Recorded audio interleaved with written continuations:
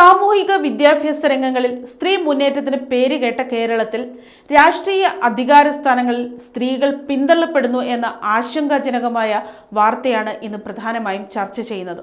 April 9 നടക്കാനിരിക്കുന്ന നിയമസഭാ തെരഞ്ഞെടുപ്പിലെ സ്ഥാനാർത്ഥി പട്ടിക പുറത്തുവരുമ്പോൾ കേരളത്തിന്റെ രാഷ്ട്രീയ മുഖ്യധാരയിൽ നിന്ന് സ്ത്രീകൾ അപ്രത്യക്ഷമാകുന്നു എന്ന യാഥാർത്ഥ്യമാണ് തെളിയുന്നത്.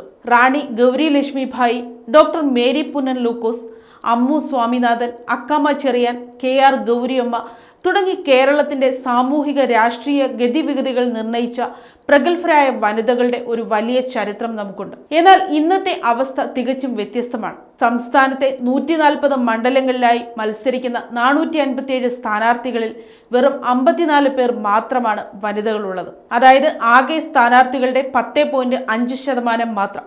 ഇതിനു പുറമെ ഒരു ട്രാൻസ്ജെൻഡർ സ്ഥാനാർത്ഥിയും മത്സരരംഗത്തുണ്ട്. കഴിഞ്ഞ നിയമസഭയിലെ കണക്കുകളും ഒട്ടും ആശാവഹമല്ല. 2021 നിയമസഭയിൽ 12 പേരും 2016 8 പേരും മാത്രമായിരുന്നു വനിതാ MLA മാർ. 2029 പാർലമെന്റിലും നിയമസഭകളിലും 33% വനിതാ സംവരണം നടപ്പിലാക്കാൻ ഇരിക്കെയാണ് കേരളത്തിലെ ഈ പരിതാപകരമായ അവസ്ഥ. രാഷ്ട്രീയത്തിലെ ഈ അനീതിക്കെതിരെ തുല്യ പ്രാതിനിധ്യ പ്രസ്ഥാനം അഥവാ TPP ശക്തമായി രംഗത്ത് വന്നിട്ടുണ്ട്.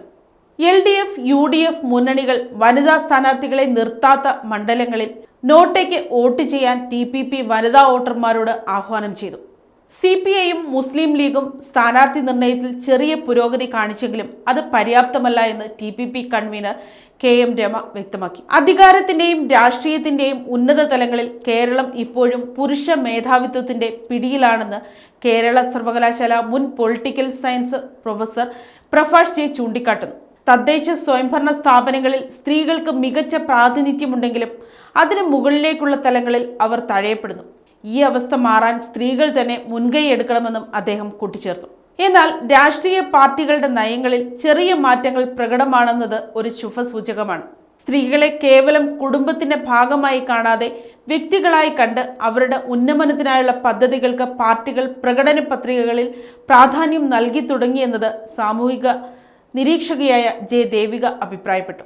എന്തായാലും ഒരു കാര്യം ഉറപ്പാണ്, വരാനിരിക്കുന്ന ഏപ്രിൽ 9 തെരഞ്ഞെടുപ്പിൽ സ്ത്രീ വോട്ടർമാരുടെ വിരൽ തുമ്പുകൾ തന്നെയാകും കേരളത്തിന്റെ രാഷ്ട്രീയ ഗതിവിഗതികൾ നിർണ്ണയിക്കുക. News desk, Kottarakkara media.